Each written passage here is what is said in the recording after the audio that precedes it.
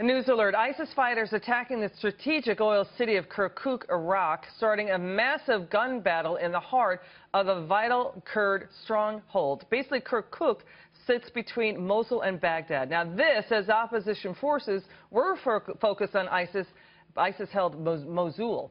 Joining me now, former director of the CIA and National Security Advisor, Donald Trump, James Woolsey. The United Nations now, it's good to be with you, sir, is warning that ISIS has taken more than 500 families from villages around Mosul to use as human shields in its battle for control of the city. They could be doing it in Kirkuk as well. What do you make of this strategy? Well, it's typical ISIS strategy, brutality. They have put so many people in cages and burned them alive and thrown people from buildings to die that it's sort of hard to keep track of how terrible their tactics and approaches are. And this is one more that affects clearly women and children, and as well as men, and it's hideous. What are the rules of engagement for our forces there when they do things like that? Well, that's part of the problem.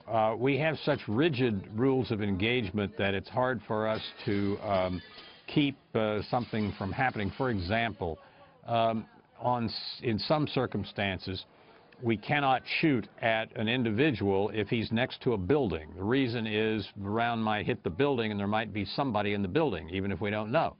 And so it puts the troops under a great deal of stress to try to figure out how to only shoot when somebody is not next to a building.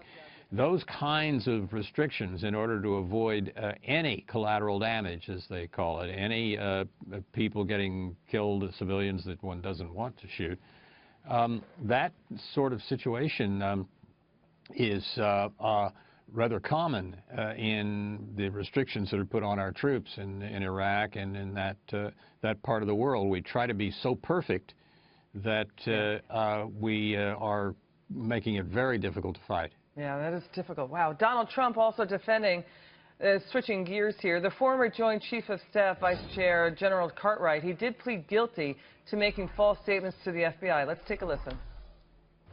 We have a great general, four-star general, today, you read it in all the papers, going to potentially serve 5 years in jail for lying to the FBI. One lie. She's lied hundreds of times to the people, to Congress, and to the FBI. He's going to probably go to jail. This is a four-star general. And she gets away with it, and she can run for the presidency of the United States. That's really what you should be talking about. Let's just get background to the viewer quickly. It was allegedly about him giving information to New York Times journalists about the Stuxnet virus that was basically attacked the Iran nuclear facilities. This is an instance of the general basically allegedly, well, he's found to have covered up. He could be going to jail. How does this compare with what we know about Hillary's private email server and classified information on it? Well, it would be extremely a tough penalty. For an extraordinary man. I don't know him well, I met him, but Hoss Cartwright is among the best of the best.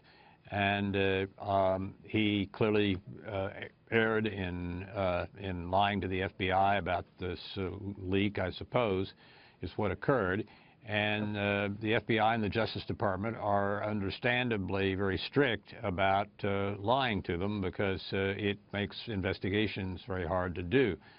So it's a tough penalty. I hope in the sentencing and so forth, the consideration of his very remarkable career is taken and he doesn't have to spend time, at least not much, in jail. All right. But it is, compared to most any other sentencing, it's amazing. It's all right. Very Thank tough. you, Director James Woolsey.